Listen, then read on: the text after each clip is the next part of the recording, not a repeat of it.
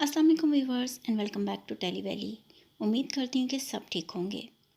ईसाई मज़हब को छोड़कर इस्लाम को कबूल करने वाले जनूबी कोरिया के साबिक गुलकार किम दाऊद ने कुरान मजीद की 5 कुरानी आयत के बारे में बताया जिनके मुतालिया ने इनकी ज़िंदगी तब्दील कर दी। ये कुरान मजीद की वो 5 आयत हैं जिनको तर्जमे के साथ पढ़ने के बाद वो मुसलमान हुए और दायरा इस्लाम में दाखिल हो गए।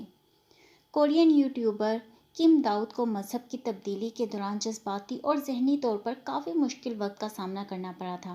चुनांचे इनकी हालात में मुतालिया कुरान पाक से ना सिर्फ इनको सुकून हासिल हुआ बल्कि इनकी अफसरदगी भी दूर हुई।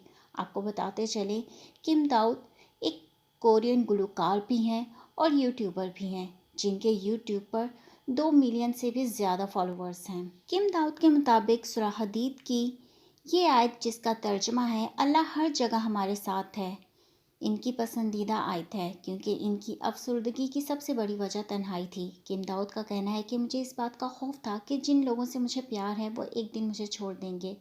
फिर मुझे ये आयत कुरान पाक में मिली और मुझे ऐसा लगा जैसे मेरी ज़िंदगी में कोई रोशनी चमक उठी हो। वो जिसने मुझे पैदा किया, वो जो मुझसे सबसे ज़्यादा प्यार करता है, वो हमेशा मुझे देखता है और हमेशा मेरे साथ होता है। वो मुझे कभी अकेला नहीं छोड़ेगा। इस आयत को पढ़ने के बाद मुझे बहुत सुकून मिलता है और अल्लाह का मैं शुक्रगुज़ार भी हूँ और मैं खालिक हकीकी तरफ से अपने लिए चुने गए सफ़र को कबूल करने का फ़ैसला करता हूँ। मैं जहाँ भी जाता हूँ मैं कभी तन्हा नहीं होता क्योंकि अल्लाह हमेशा मेरी रहनुमाई के लिए मेरे साथ होता है। सूरह अल इमरान की ये आयत जिसका तर्जमा है ना उम्मीद और मायूस ना हो। मुश्किल वक्त में ये आयत इनके लिए हौसला बन गई जब इन्हें ऐसा महसूस होता था कि ज़िंदगी का खात्मा हर चीज़ को आसान कर देगा। मुश्किल सूरत हाल में इस आयत ने मेरी मदद की और मुश्किलात में खुद पर काबू पाना सिखाया। इसके बाद मैंने सोचा कि सब कुछ ठीक हो जाएगा, फ़िक्र नहीं करो, खुश रहो। और मैंने हर दिन अल्लाह से दुआएं की। हालांकि मैं मुसलमान नहीं था, तब से मेरी ज़िंदगी में सब कुछ एक मौजज़ा की तरह ठीक होता चला गया। सूरह बकरा की आयत जिसका तर्जमा है अल्लाह किसी जान पर इसकी बर्दाश्त से ज़्यादा बोझ नहीं डालता। अल्लाह हमें हमारी बर्दाश्त से ज़्यादा आजमाइशों में नहीं डालता बल्कि अल्लाह तो हमें इन आजमाइशों पर काबू पाने की तौफीक देता है। 2 साल पहले मेरे वालिद की मुलाजमत ख़त्म हो गई, मेरा भाई बीमार था और मेरी बहन बहुत छोटी थी। इन सब के साथ बहुत सी ज़ाती परेशानी भी थी, लेकिन मैंने इन तमाम मुश्किलात में हार नहीं मानी।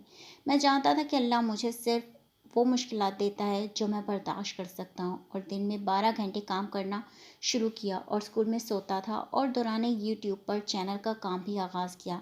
मैंने वही किया जो मैं कर सकता था और जब मैंने इन तमाम मसाइल पर काबू पा लिया तो मुझे यकीन हो गया कि मैं एक मज़बूत इंसान बन गया हूँ।